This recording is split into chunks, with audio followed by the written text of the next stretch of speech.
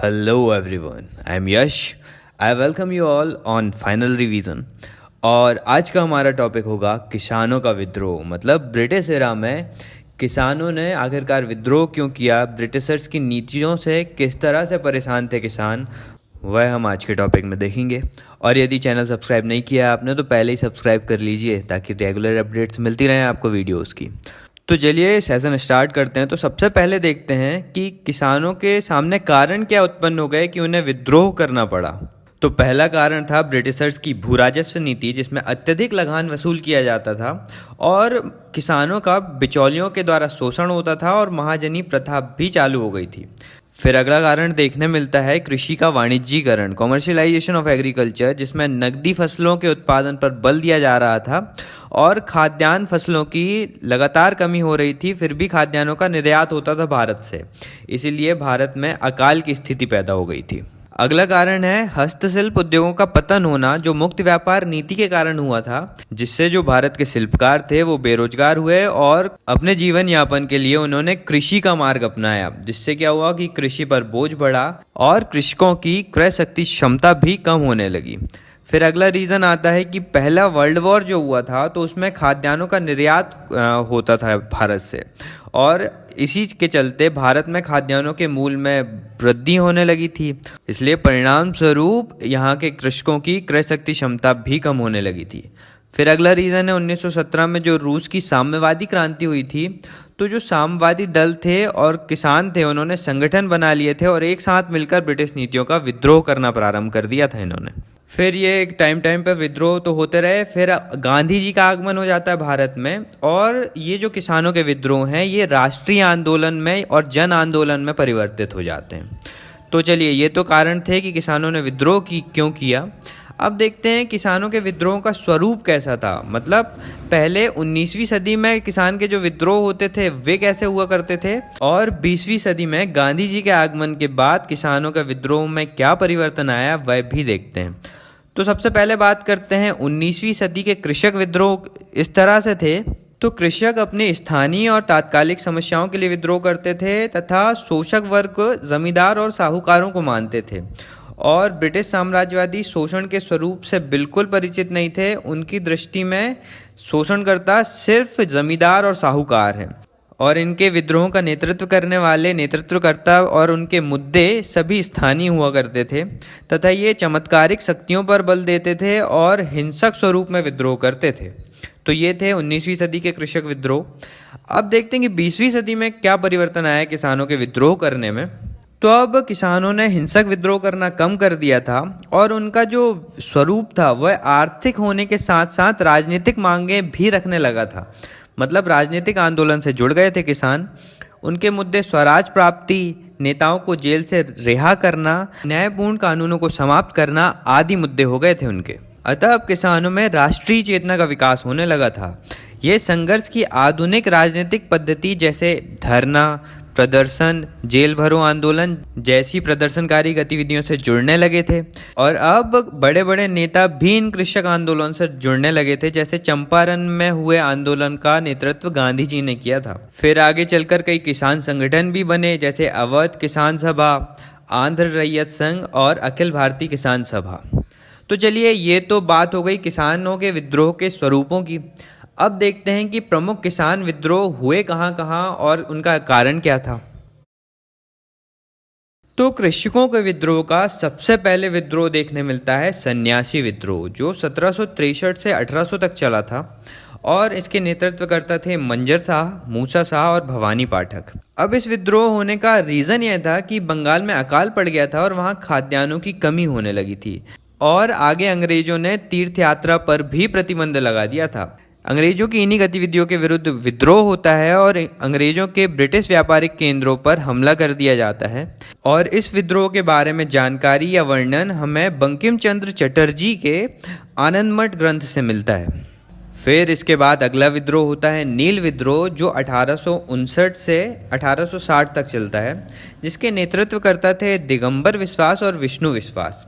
तो इस विद्रोह का कारण यह था कि जो नील के ठेकेदार होते थे वह चावल वाली भूमि पर किसानों को बाध्य कर रहे थे कि चावल का उत्पादन ना करके नील का उत्पादन करें और जो किसान नील का उत्पादन नहीं करता उसे उसकी भूमि से बेदखल कर दिया जाता था, उसके घर और फसल नष्ट कर दी जाती थी, साथ ही साथ उसके पशुओं को भी जब्त कर लिया जाता था। तो इसी के विरुद्ध में हेमचंद्र राय के द्वारा पहले तो स्थानीय अधिकारियों को सूचित किया गया, अपनी समस्याएं बताई गईं और प्रार्थना पत्र भी लिखे गए। लेकिन जब विद्रोह व्यापक होने लगा तो ब्रिटिश सरकार ने बंगाल सचिव सीनटकर की अध्यक्षता में एक नील आयोग का गठन किया और इस आयोग ने बताया कि किसानों की मांग सही है और फिर किसानों की समस्याओं का समाधान भी किया गया। और इस विद्रोह के समक्ष वायसराय कैनिंग कहते हैं कि जितनी चिंता मुझे 1857 के विद्रोह की थी उतनी ही चिंता इस विद्रोह की भी थी। मतलब यह विद्रोह भी बड़े व्यापक पैमाने पर हुआ था। और इस विद्रोह की व्यापक जानकारी हमें दीनबंधु मित्र की बुक नील दर्पण से प्राप्त होती है। चलिए अब अगले विद्रोह की बात करते हैं, पावना विद्रोह, जो 1873 में हुआ था, 1873 में। अब इसका कारण क्या था? तो उस समय बंगाल में 1859 का सरकारी नियम आया था कि यदि एक किसान एक भूमि पर 12 वर्षों तक लगातार खेती कर लेता है तो जमींदार उसे उस भूमि से बेदखल नहीं कर पाएगा। लेकिन जमींदार क्या करते थे, भूमि बदल बदल कर किसानों से खेती करवाते थे और जमींदारों के इस हरकत के कारण किसानों ने विद्रोह कर दिया और उन्होंने घोषणा की कि हम सिर्फ और सिर्फ महारानी की रैयत होना चाहते हैं। मतलब वे सिर्फ ब्रिटिश सरकार के लिए कृषक बने रहना चाहते थे, ना कि इन जमींदारों के लिए। और इसी को कहा जाता है कि 19वीं सदी के जो किसान थे वे वास्तविक शोषणकर्ता को नहीं बल्कि ऐसे जमींदार और साहूकारों को शोषणकर्ता मानते थे। उन्हें ब्रिटिश सरकार की सच्चाई नहीं पता थी अभी तक। इसीलिए देख सकते हैं हम कि यह जो विद्रोह हुआ था, पावना विद्रोह, यह सामंतवादी विद्रोह था, ना कि ब्रिटिश साम्राज्यवाद के विरुद्ध कोई विद्रोह। इसीलिए इस विद्रोह का विरोध ब्रिटिश इंडिया एसोसिएशन और हिंदू पैट्रियट ने भी किया था। तो अब आगे बढ़ते हैं और अगले विद्रोह की बात करते हैं। अब है दक्कन का विद्रोह, या जिसे दक्कन के दंगे भी कहा जाता है, जो 1875 में हुआ यूं कि 1860 में जब अमेरिका में गृह युद्ध चल रहा था ना, तो ब्रिटिशर्स को वहाँ से कपास प्राप्त होना बंद हो गया था। तो उन्होंने कपास के लिए भारत को चुना, इसलिए भारत से कपास निर्यात होने लगा ब्रिटेन और कपास की मांग बढ़ गई। इसी के चलते भारत में जो ब्रिटिश प्रशासक थे उन्होंने भू राजस्व में 50% की वृद्धि कर दी। लेकिन जब यह अमेरिकी गृह युद्ध खत्म होता है तो फिर से कपास प्राप्त होना शुरू हो जाता है अमेरिका से ब्रिटेन को। तो भारत में कपास की मांग कम हो जाती है, जिससे कि किसानों के कपास की बिक्री कम होती है और वे भू राजस्व देने में सक्षम नहीं रहते। लेकिन इसके बाद भी ब्रिटिश सरकार यहाँ पर बढ़ा चढ़ाकर भू राजस्व लेती है और भू राजस्व में थोड़ी भी कटौती नहीं करती। और इसी के विरुद्ध किसानों का विद्रोह होता है, जो एक दंगे का रूप ले लेता है। इन दंगों में किसानों ने महाजनों और जमींदारों का बहिष्कार किया था और महाजनों की दुकानों से खरीदारी और उनके खेतों में कार्य करना बंद कर दिया था और ब्रिटिश संस्थानों, महाजनों के घरों, व्यापारिक प्रतिष्ठानों पर हमला भी करना प्रारंभ किया था और ऋण संबंधी जितने भी कागजात थे, मतलब जितने भी किसानों ने महाजनों या साहूकारों से ऋण ले रखे थे, उनसे रिलेटेड सभी रजिस्टर्स को जला दिया था इन्होंने। फिर आगे चलकर इस विद्रोह का सरकार निर्मम तरीके से दमन करती है और 1879 में दक्कन कृषि राहत अधिनियम पारित होता है, जिसके तहत कुछ समय के लिए लगान की वसूली स्थगित कर दी जाती है दक्कन क्षेत्र से। अब अगले विद्रोह को देखते हैं, तो वह है पाइका विद्रोह, जो 1817 में हुआ था। पाइका जो लोग हैं वह उड़ीसा के पारंपरिक भूमिगत संरक्षक सेना हैं और योद्धा हैं, जो वहाँ के उड़ीसा के संरक्षक माने जाते हैं। यहाँ पर कारण ये था इस विद्रोह का कि 1803 में अंग्रेजों ने खुर्दा पर नियंत्रण कर लिया था। खुर्दा के जो शासक थे वह जगन्नाथ मंदिर के संरक्षक माने जाते थे और जगन्नाथ स्वामी के प्रतिनिधि के रूप में शासन करते थे। अब हुआ ये कि गजपति शासक मुकुंद देव सेकंड जो थे वह बहुत छोटे थे और अंग्रेजों ने उनका अपमान कर दिया। तो इनके जो संरक्षक थे जयगुरु, उन्होंने इसका विद्रोह किया। तो जयगुरु के जिंदा रहते हुए उनके अंग काट दिए गए। तो ये एक कारण था विद्रोह होने का। और दूसरा कारण था कि अंग्रेजों ने पाइकों से उनकी ज़मीन छीन ली थी और उनसे कर भी वसूल करते थे। तो यहाँ के पाइक जो लोग थे वो बहुत रुष्ट हो गए थे अंग्रेजों से। और कुछ समय बाद 1817 में बख्शी बंधु आते हैं जो असंगठित सैन्य दल के वंशानुगत प्रमुख थे, और इन्होंने इस विद्रोह का नेतृत्व किया, जिसमें उन्होंने पुलिस थानों और राजकोष में आग लगाई, अनेक अंग्रेजों को मारा भी, और इनकी गतिविधियों से परेशान होकर सरकार ने फिर इनके विद्रोह का दमन भी किया।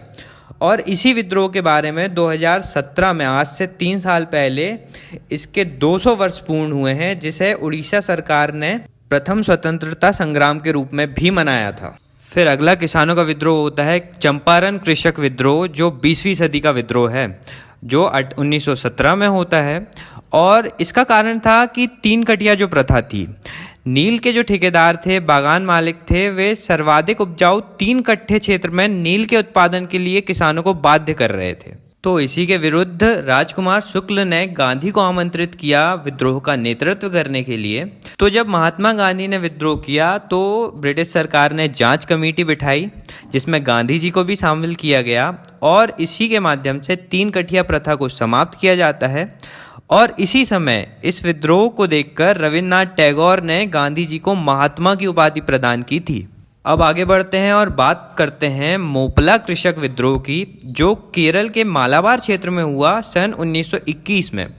हुआ क्या कि मोपला जो हैं वो कृषक थे और मुस्लिम थे, और जमींदार जो थे जैनमी कहा जाता था जिन्हें, वे हिंदू थे। तो इन्हीं मोपला और जैनमी के बीच संघर्ष होता है, जिसका कारण जमींदारों द्वारा किया जा रहा किसानों का आर्थिक शोषण था। लेकिन ब्रिटिशर्स ने इस विद्रोह को भी सांप्रदायिक संघर्ष का रूप दे दिया, ताकि हिंदू और मुस्लिम में फूट बढ़ती रहे। चलिए अब आगे बढ़ते हैं और अगले कृषक विद्रोह की बात करते हैं। तो अगला कृषक विद्रोह देखा जाता है गुजरात के बारदौली में, जिसे बारदौली सत्याग्रह कहा गया, जो 1928 में होता है। इसमें क्या हुआ कि सरकार ने भू राजस्व में 22% की वृद्धि कर दी थी। तो यहाँ विद्रोह का नेतृत्व कर रहे थे वल्लभ भाई पटेल, जिसमें गांधी जी भी शामिल थे। तो विद्रोह के परिणाम स्वरूप मैक्सवेल की अध्यक्षता में एक जांच समिति गठित होती है, जिसने डिसाइड किया कि भू राजस्व में वृद्धि तो की जाएगी, लेकिन 22% नहीं, सिर्फ 6.03%। और इस समय बॉम्बे में गवर्नर थे विल्सन और बंगाल के वाइसराय थे इरविन। महिलाओं ने इसी समय वल्लभ भाई पटेल को सरदार की उपाधि प्रदान की थी, बारदौली की महिलाओं ने। और यहीं पर गांधी जी ने काली पराज जो जनजाति है उसका नाम रानी पराज किया था।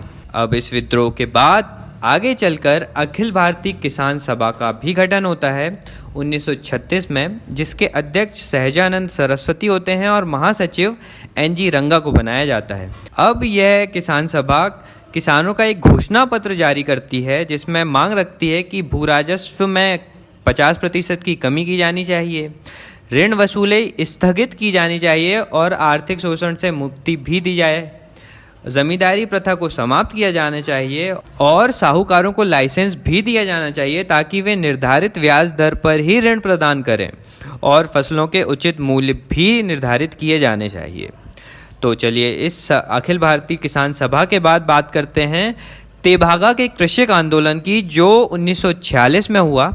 यह आंदोलन बंगाल में हुआ था। इसका कारण था बटाईदारी व्यवस्था, जिसमें फसलों के बंटवारे पर विवाद होता था, और इसका नेतृत्व कंपाराम सिंह और भवन सिंह कर रहे थे इस आंदोलन का।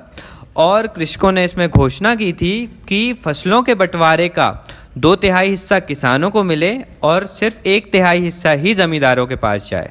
अब इसके बाद अगला कृषक आंदोलन होता है तेलंगाना कृषक आंदोलन, जो भारतीय इतिहास में सबसे लंबे समय तक चलने वाले छापामार कृषक संघर्ष का उदाहरण है।